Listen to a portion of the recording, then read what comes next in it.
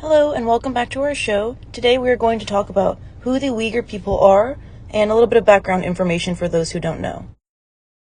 An estimated 35 million Uyghur people, the true owners of the land, which they have occupied for thousands of years, were living peacefully in the northeastern region of Xinjiang, an area that was known as Uyghurstan, also known as East Turkestan.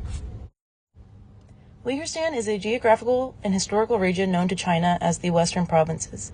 In 1933, the Uyghur people established their first republic. Meeting resistance, they again established a second republic in 1944. Uyghurs have argued their region is distinctively different from China and have claimed independence. As a nation, their country shares a border with 8 other countries. So why are the Uyghurs suffering today? The Chinese Communist Party, or the CCP, took power in 1949 and claimed the Uyghurs were a threat to China's population and government. The CCP mass detained or imprisoned millions of Uyghurs in what they call re-education camps. A Human Rights Watch reported in April 2023 that an estimated millions of Uyghurs are still arbitrarily detained and imprisoned in a network of concentration camps.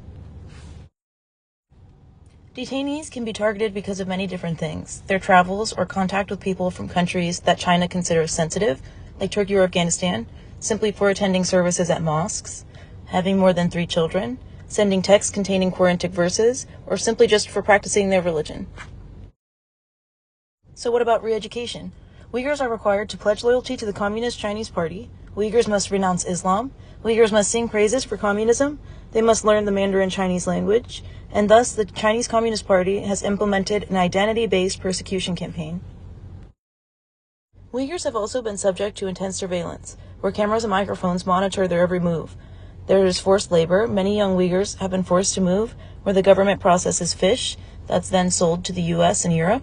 Sterilizations are involuntary, and they suffer from violations of other human rights like sleep deprivation during interrogations and sexual abuse, including rape. What must the Uyghur people do to get justice for the Chinese Communist Party's human rights crimes? Their human rights grievances must be heard throughout the world, and justice must be recognized and implemented. To get justice, it will be necessary to have the United Nations members agree to take their grievances to the International Court of Justice. The land occupied by the Uyghur people constitutes a nation, but Uyghurstan cannot be a member of the United Nations because it must qualify as a state. What is a state? A state is an area that has an identifiable population, a defined territory. It can establish relations with other states and must have an established government. Uyghurs must meet these requirements. We, the Uyghurstan interim government, strongly believe that very soon there would be a Uyghurstan central government that will sit at one of the tables at the United Nations. Upon uniting as a state, we can advocate persecution of the Communist Chinese officials in the International Criminal Court because the Chinese Communist Party took over Uyghurstan without the consent of the Uyghur people. They have organized a coordinated attempt to suppress political opposition.